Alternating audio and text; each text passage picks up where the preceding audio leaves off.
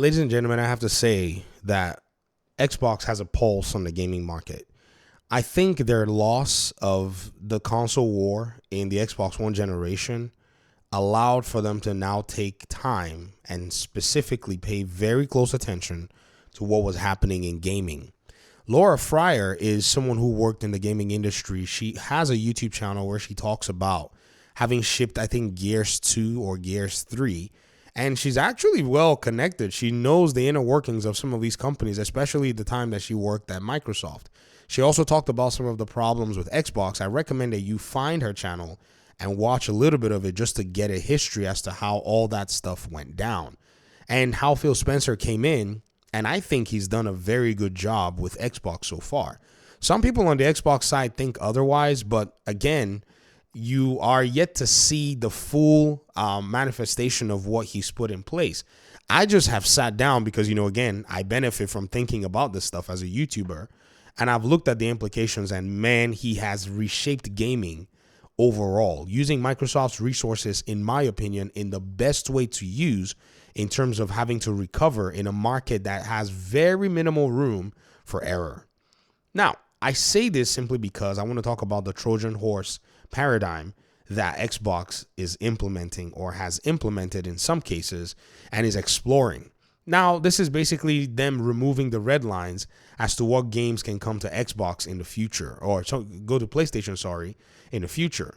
And in looking at this, it's very interesting that they understand what's going on. I'll show you one metric, and then when I show you that metric, we're going to go look at games in 2025. Number one metric is that games releasing are now exponentially more than ever before. Let me give you an example. When, say, the PlayStation 4 and Xbox One came out, the entire year, the PC ecosystem had only 400 games. In this particular year, the entire year so far, we now have 18,000. 400 games come out in like 2 weeks. These days, it's insane. 400 games come out in like 2 weeks on Steam. And that same number is also exponentially growing on the console side. That's the first metric I want to show you.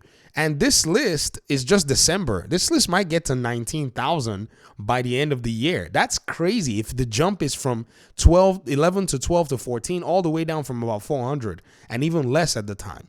And now let me show you the upcoming games. This is GameSpot's list of the upcoming games that's basically, slated for 2025.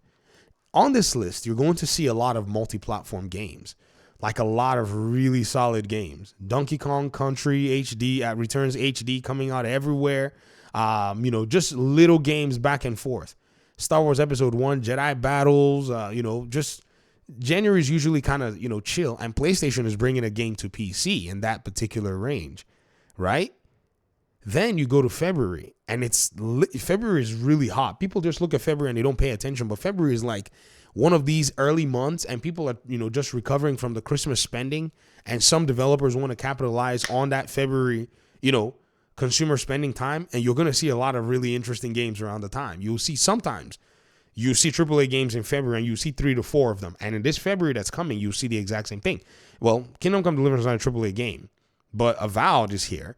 So you already have, Assassin's Creed Shadows, you have Avowed coming, and you have Monster Hunter Wilds. That's 3 AAA games in February by itself. And then depending on how you want to calculate, put Sid Meier's Civilization, somewhat of the AA piece. Well, Civilization is actually moving close to AAA at this point. And then Kingdom Come Deliverance 2. Very solid games coming out in that regard. Phantom Breaker, I don't know what this game is. Okay. It's one of these. I don't play games like that. Legend of Heroes, okay. Another one of those, okay. I guess that's usually the month you see them. And then March, the numbers continue to grow.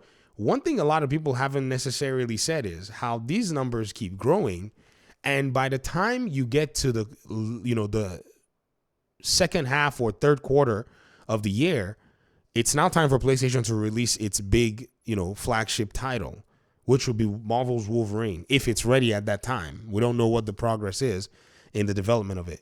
But at that same time, you get to see games like possibly Doom. You get to see games possibly like Gears of War E-Day. I think that's a 2026 title. I think Xbox is going to drag that one out. Then you have Atom Fall. You have a lot of all these other games that have already been listed in their month. But then you have May, June, July, August, September, October, November, and a lot of games that have not yet been announced in this conversation. What do you think is going to happen to any game that is exclusive with this plethora of games that are showing up? They're going to get ignored. Crimson Desert's also coming next year. They're going to get ignored. They're going to get ignored for games that are available to everybody. Xbox is sitting on 61 million consoles. And when we've seen the sales lately for Stellar Blade and Astro Bot, they've not been impressive. They've been around the $1 million copy mark. Whereas other games that are making themselves available elsewhere are going crazy. And so Xbox understands this from a fundamental level, and their implementation also reeks of their understanding of this. I'm looking forward to seeing how this is all going to play out. Let me hear your thoughts in the comment section. Thanks so much for watching. Peace out.